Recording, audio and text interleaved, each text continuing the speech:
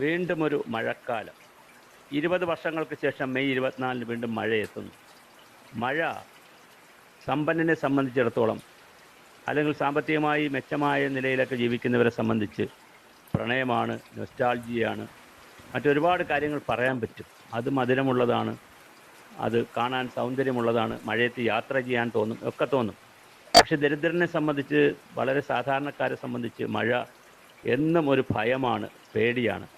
അവൻ്റെ മഴയൊന്ന് മാനത്ത് കാണുമ്പോൾ വീടിൻ്റെ മേൽക്കൂര എന്ത് സംഭവിക്കും, പ്രത്യേകിച്ച് കെട്ടിടമോ ഓടിട്ട കെട്ടിടമൊക്കെ ആണെങ്കിൽ എന്ത് സംഭവിക്കും, യാത്രയ്ക്ക് എന്ത് സംഭവിക്കും, വീട്ടുകാർക്ക് എന്ത് സംഭവിക്കും, എന്തെല്ലാം അസുഖങ്ങൾ വരും, വീട്ടിൽ പ്രായമായവരുണ്ടെങ്കിൽ, കുട്ടികളുണ്ടെങ്കിൽ, പക്ഷിമൃഗാദികളുണ്ടെങ്കിൽ അവർക്കൊക്കെ എന്തെന്ത് അസുഖങ്ങൾ വരാൻ സാധ്യതയുണ്ട് എന്നുള്ളത് ആദിയാണ്. അപ്പോൾ മഴ ഒരു വശത്ത് സന്തോഷവും ആനന്ദവും പ്രതിനിധാനം ചെയ്യുമ്പോൾ, മറുവശത്ത് അതോടൊപ്പം തന്നെ ദുഃഖവും സങ്കടവും പരിതാപകരവുമാണ്.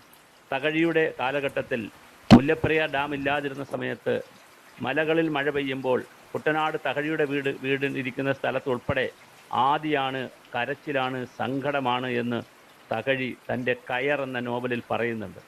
ആ കാലഘട്ടത്തിൽ, ഡാമുകളില്ലാതിരുന്ന കാലഘട്ടത്തിൽ, പശ്ചിമഘട്ട മലനിരകളിൽ പെയ്യുന്ന മഴയുടെ നല്ലൊരു ശതമാനവും താഴേക്ക് പുഴകൾ, പെരിയാറിലൂടെയും പമ്പയാറിലൂടെയും ചാലിയാറിലൂടെയും ചാലക്കുടി പുഴയിലൂടെയൊക്കെ താഴേക്ക് വരുമായിരുന്നു. അപ്പോൾ അങ്ങനെ വരുന്ന സമയത്ത് വലിയ പ്രളയമാണ്, അല്ലെങ്കിൽ വെള്ളക്കെട്ടാണ്, വെള്ളപ്പൊക്കമാണ് നാട്ടിൽ ഉണ്ടാക്കിയിരുന്നത്. അപ്പോൾ മഴ മാനത്ത് കണ്ടാൽ വലിയ പ്രതിസന്ധിയാണ്. ഒരു വിഭാഗം കൃഷിക്കാരെ സംബന്ധിച്ച് മഴ വളരെ പ്രധാനമാണ്. അതേസമയം മഴ കുറച്ച് കൃഷി ചെയ്യേണ്ട കർഷകരെ സംബന്ധിച്ച് മഴ വരുന്നത് പ്രശ്നമാണ്. അപ്പോൾ മഴ എന്ന് പറയുന്ന ഒരു പ്രതിഭാസം, പ്രകൃതിയുടെ സുഹൃതമായ, പ്രകൃതിയുടെ വരദാനമായ മഴ, കടലിലെ വെള്ളം നീരാവിയായി മേൽപോട്ടുയർന്ന് മേഘങ്ങളാൽ തടയപ്പെട്ട് മഴമേഘങ്ങൾ തൻ ഉടലുടഞ്ഞ് ഭൂമി തൻ ദാഹമകറ്റാൻ പുണ്യമായെത്തുന്ന പ്രകൃതിയുടെ സുഹൃതമാണ് എന്നൊക്കെ പറയാമെങ്കിലും ഒരു വശത്ത് മഴ നമുക്ക് വലിയ പ്രതിസന്ധിയാണ് നൽകുന്നത്. കേരളത്തിൽ ഒരു വലിയ മഴയുടെ വസന്തകാലമുണ്ടായിരുന്നു. എല്ലാവരും മഴ ആസ്വദിച്ചിരുന്ന ജൂൺ മാസത്തിൽ സ്കൂളുകളിലൊക്കെ കുട്ടികൾ മഴ നനഞ്ഞുകൊണ്ട് പോകുന്ന ഒരു വസന്തകാലം, അത് പോയി മറഞ്ഞു. ഇന്ന് മഴ എന്ന് പറഞ്ഞാൽ ഭയമാണ്, ഭീതിയാണ്. മലനാടിലുള്ളവരെ സംബന്ധിച്ച് ഉരുൾപൊട്ടലിൻ്റെ ഉൾവിളികൾ കേട്ടുകൊണ്ടേ അവർക്ക് ഉണരാനും ഉറങ്ങാനും കഴിയുകയുള്ളൂ. തീരദേശത്തെ സംബന്ധിച്ചും വലിയ പ്രതിസന്ധിയാണ്. ഇടനാട്ടിൽ വെള്ളപ്പൊക്കം, പ്രളയം, ദുരിതങ്ങളുടെ പെയ്ത്തുമഴ കൂടിയാലും കുറഞ്ഞാലും പ്രതിസന്ധിയാണ്. കൂടിയാൽ വെള്ളപ്പൊക്കം, പ്രളയം. മഴയെന്ന് കുറഞ്ഞാൽ വരൾച്ച. വേനലിൻ്റെ വറുതികളെ വരുതിയിലാക്കുവാൻ മഴ തന്നെ നമുക്ക് വേണം.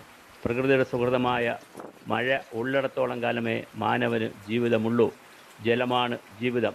ജലത്തിലാണ് ജീവജാലങ്ങൾ ഉണ്ടായത്. ജലം ഇല്ലെങ്കിൽ നമുക്ക് മുന്നോട്ട് പോകാൻ കഴിയില്ല.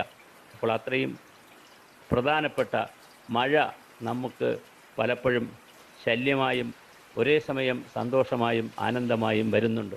എങ്ങനെയാണ് ഓരോ വിഭാഗം ജനങ്ങളെയും മഴ സ്വാധീനിക്കുന്നു എന്നുള്ളത് വളരെ കൗതുകകരമായ കാര്യമാണ്.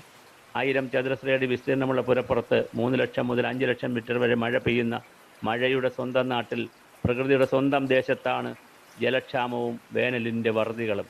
നമ്മുടെ കായലുകളും തോടുകളും പുഴകളും എല്ലാം വല്ലാത്ത രീതിയിൽ നമുക്ക് സന്തോഷം നൽകുമ്പോൾ, മറുവശത്ത് പെയ്തൊഴിയുന്ന മഴയുടെ ഓരോ തുള്ളിയും നമ്മുടെ ഉള്ളിൽ ആദി ഉണ്ടാക്കുന്ന കാലം കൂടിയാണ് കടന്നു പോകുന്നത്. മെയ് മാസം തുടങ്ങിയിട്ടേയുള്ളൂ. അതിഭയങ്കരമായ, ഭയാനകമായ മഴയാണ് കേരളത്തിലാകെ സംഭവിച്ചു കൊണ്ടിരിക്കുന്നത്. ഇങ്ങനെയാണെങ്കിൽ പ്രളയമാകുമോ, വെള്ളപ്പൊക്കമാകുമോ എന്നുള്ള ഭീതി നമുക്കുണ്ട്. മലനാട് പ്രദേശത്തെ സംബന്ധിച്ചിടത്തോളം സുരക്ഷിതമല്ല എന്ന് തോന്നിത്തുടങ്ങിയിട്ട് കാലം എത്രയോ ആയി. കുട്ടനാടും താഴ്ന്ന പ്രദേശങ്ങളും വലിയ ഭീഷണിയിലാണ്. മഴ ഇപ്പോഴും വലിയ പ്രതിസന്ധി സൃഷ്ടിക്കുന്ന നിലയിലേക്ക് മാറിയിട്ടുണ്ട്. നമ്മുടെ ചെയ്തികൾ ഓരോന്നും നമ്മുടെ കാലാവസ്ഥയെ സ്വാധീനിക്കുന്നുണ്ട്. ആഗോളതാപനത്തിൻ്റെയും കാലാവസ്ഥ വ്യതിയാനത്തിൻ്റെയും പുതിയ യുഗത്തിൽ നമുക്ക് മഴയെ കൂടുതൽ പഠിക്കാം. അതിനനുസരിച്ച്, കാലത്തിനനുസരിച്ച് നമുക്ക് കർമ്മനിരതരാവാം.